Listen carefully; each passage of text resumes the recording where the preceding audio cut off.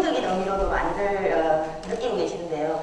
사실 오지랖이라는 단어의 뜻을 사전적 의미로 찾아보면요. 우돛이나 윗돌에 있는 우리 겉옷 있죠? 겉옷의 앞자락을 오지랖이라고 하더라고요. 그래서 이 오지랖이라는 뜻은 어머니가 오지랖을 넓힌다는 것은 자신의 아이뿐만 아니라 다른 아이들에게도 젖을 먹인다는 그런 굉장히 긍정적인 뜻을 갖고 있습니다. 나의 젖을 남의 아이에게까지 먹인다는 것은 마음이 넓다. 또 다른 사람들에게 배려를 한다. 이런 의미를 가지고 있죠. 한번 삼행시를 해보니까요. 5만 가지 일에 앞장을 서려는 마음. 저를 아시는 분들이 저에게 오지랖이라고 할 때 저는 좀 부정적인 뜻보다는 긍정적인 의미로 좀 많이 긍정적인 마인드로 받아들이고 오지랖 뜯는 걸, 오지랖을 넓히는 것을 멈추지 않습니다. 한 예로 보면은 제가 독일 유학 시절에 지하철에서 있었던 일인데요. 제가 굉장히 음악을 하다 보니까 귀가 좀 발달돼 있어요. 그래서 여러분들이 저 멀리서 무슨 얘기를 하신다면 제가 사실은 잘 알아듣고 남의 얘기인데도 잘 들린답니다. 그래서 지하철 안에서 어떤 두 분께서 시청을 가려면 다음 역에 내려야 된다, 아니면 이번 역에 내려야 된다, 이렇게 서로 실력을 하는데 이거 정말 저하고 관계되지 않는데 참지 못하고 그분들한테 뛰어가서 지금 내리셔야 된다고. 그런데 이분들이 굉장히 고마워하는 게 아니라 좀 황당해 하시더라고요.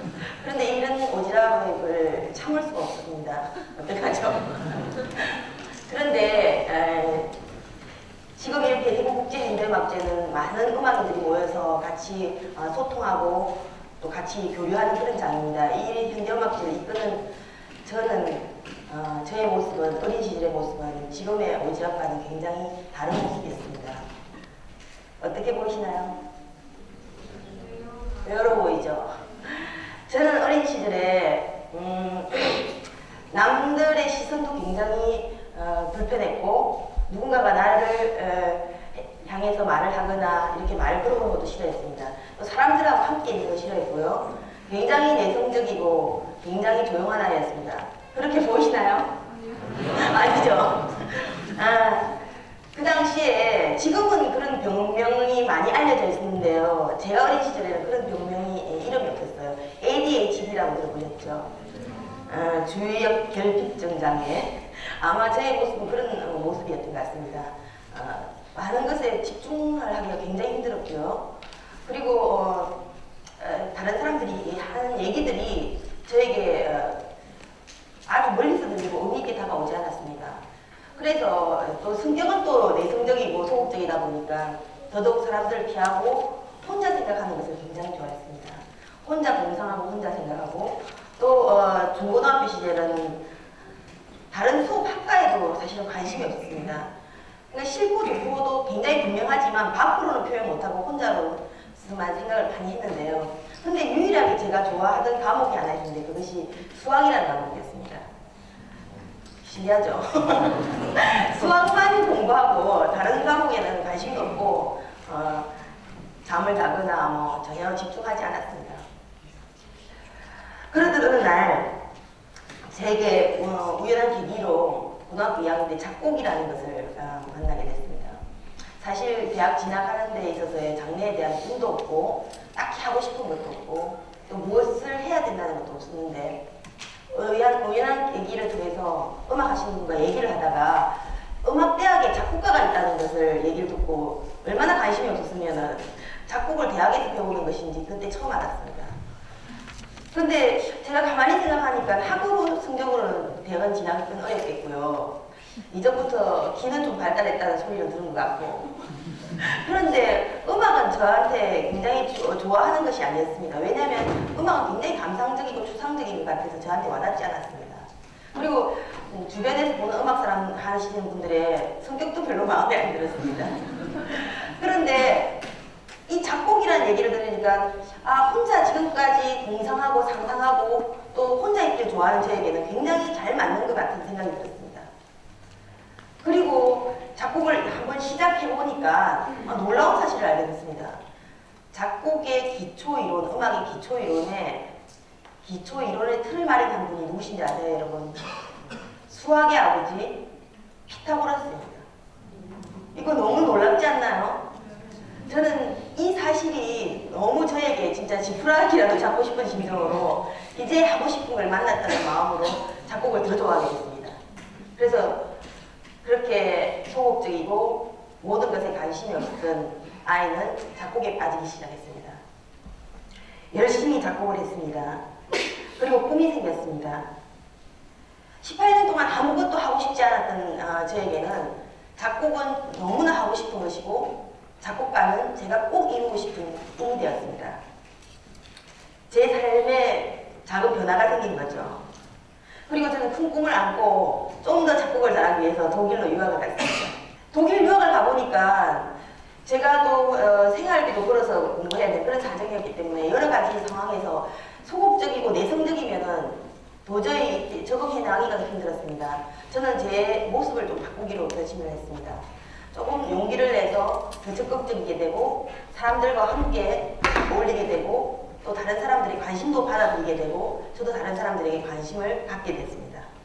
이런 변화가 생기면서 저는 그때까지 몰랐던 제 안에 숨어있는 오지랖을 발견하기 시작했습니다. 큰 변화였죠. 그래서 제가 독일 유학 시절에 있었던 오지랖 에피소드 하나 들려드릴게요. 저는 음악대학을 다녔기 때문에 음대 기숙사에서 생활했습니다. 그런데 여러분들도 아시다시피 작곡 외에는 음대라는 것은 기악과 성악과 이런 전공들은 연습을 많이 해야 되잖아요. 그래서 음대 기숙사는 연습을 밤새도록 할 수 있는 그런 환경이었습니다. 그래서 작곡하는 학생들은 그 음대 기숙사를 선호하지 않았어요. 왜냐하면 저희들은 조용하게 곡을 써야 되고 방해가 됐겠죠. 그래서 그런데도 불구하고 여러 가지 환경이나 또 가격이 저렴해서 제가 할 수 없이 음대 기숙사로 들어갔습니다. 그리고 제가 있으면서 이렇게 독일 친구들 바라보니까요. 그 이론 수업, 음악을 실기만 하는 게 아니라 음악 이론 수업이 좀 받침이 돼야 되거든요. 이런 수업들을 굉장히 따라가기 힘들어하고 쩔쩔매는 모습을 봤습니다. 그래서 저는 작곡이니까 이론에 강하겠죠. 그래서 제가 먼저 다가가서 내가 숙제를 좀 도와주면 어떻겠느냐. 그러니까 얘가 왜 나한테 이런 모습이었습니다. 그러나 제가 먼저 말할 때도 거절하지는 않더군요. 그래서 제가 숙제를 도와주고 과제를 도와줬습니다.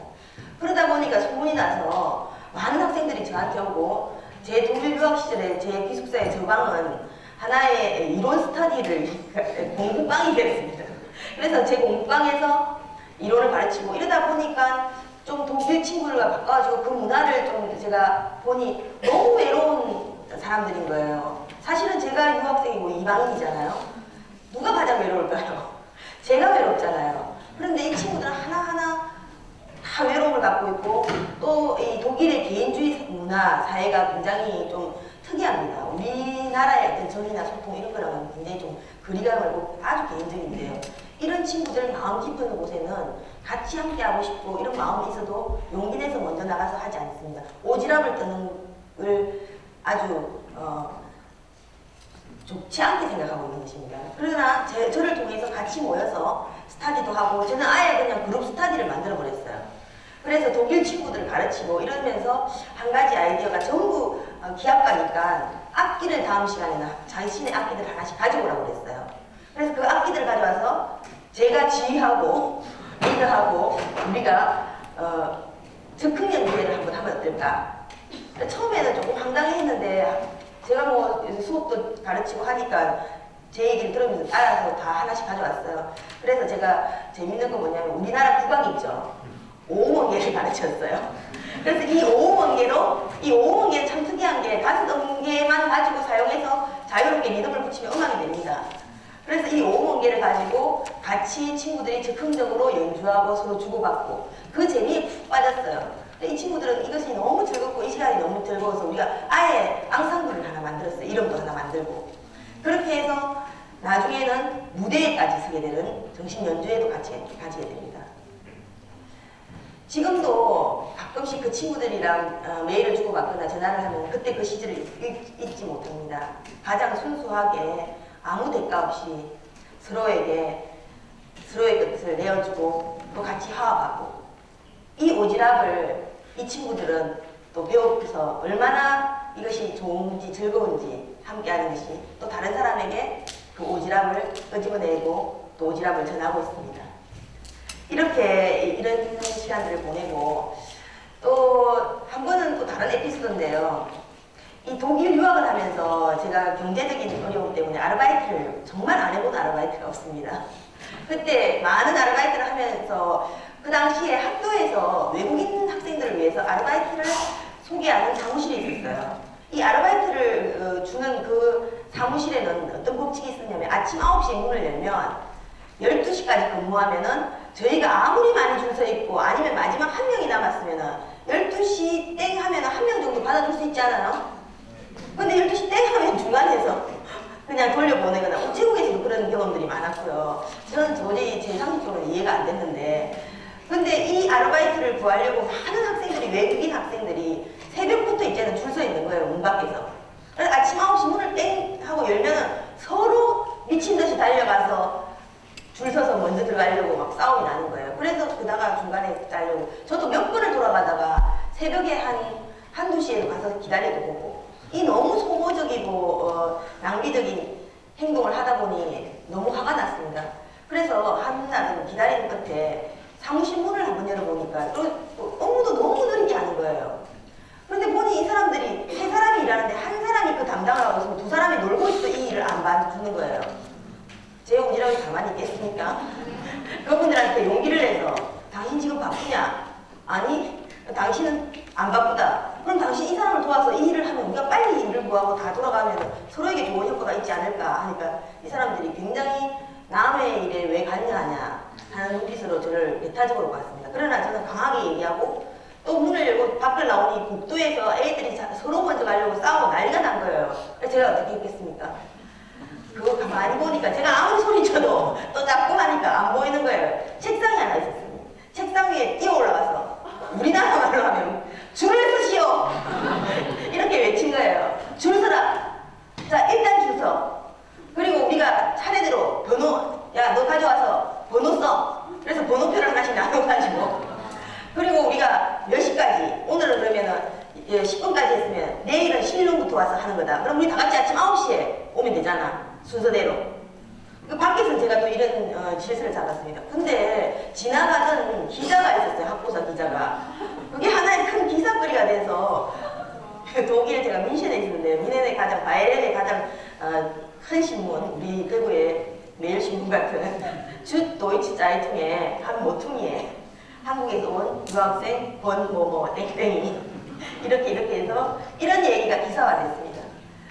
그래서 그 다음부터는 지금도 민헨 대학교의 외국인을 위한 사무실에는 번호표 뽑는 게 있습니다. 이제는 번호표를 뽑게 됩니다.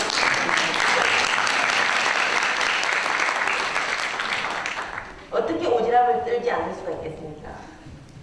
그리고 제가 귀국을 해서 보니까 제가 1991년에 제1회 대구 현대음악제를 참가해서 제곡을 발표하고 유학길에 올랐습니다. 그리고 2000년에 귀국을 했습니다. 10회째 현대음악제가 이어져 가고 있습니다. 현대음악이라는 순수 장작음악이기 때문에 대중도 굉장히 적고 굉장히 전문적이고 좀 외로운 그런 활동인데요. 그러나 이것은 순수음악은 맥을 이어가야 되는 역사적인 의미가 있다고 생각합니다. 그런데 재정적인 어려움과 여러 가지 어려움 때문에 저희 동료와 선배들이 굉장히 고생하고 있는 모습을 보았습니다. 그래서 제가 그러면 독일에 있는 연주자들을 좀 초청하면 어떨까? 그러니까 또 저를 다 보는 시선이 지금 돈 없다는데 독일에서 한국의 연주자들에게 현대음악을 부탁을 하니까 다들 꺼려하시는 거였어요. 그래서 아니 저에게 한번 맡겨달라 하고 제가 그 당시에 같이 음악을 했던 친구들 있죠. 전화를 했습니다. 우리 이런 사정인데 우리 와서 같이 좀 도와달라고 저는 한 번도 그렇게 도와달라는 말을 잘 하지 않습니다. 뭐라고 얘기하냐면 이런 장소가 있는데 와서 너가 좀 참여하고 한번 해보지 않을래? 너희를 위해서 주는 혜택이야. 얘들이 서로 하려는 거예요. 그런데 문제는 잠을 재워줄게. 우리 집에서 재우면 되니까. 밥도 먹여줄 수 있다. 그러나 페이는 줄 수가 없다. 아 괜찮아. 그 친구들이 와서 같이 음악회를 만들어주고 그 친구들이 또 다른 친구들을 소개시켜주고 이렇게 해서 어느덧 대구 현대음악제가 2003년에는 대구 국제현대음악제는 국제라는 타이틀을 달았어요.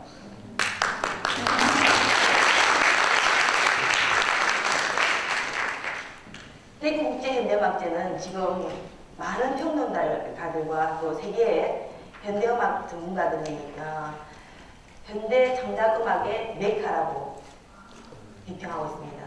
그렇게 대구 국제현대음악제가 커지게 되고 이렇게 되었던 것들이 그 당시 함께 저의 오지랖을 통해서 함께하는 기쁨을 느끼고 또 지금 나오는 장면들이 우리가 연주하는 또 저희가 현대음악제뿐만 아니라 국악하시는 분들과 함께 또 앙상블을 만들어서 외국의 연주, 이게 러시아 연주하고 중국의 연주하고 하는 모습이고요.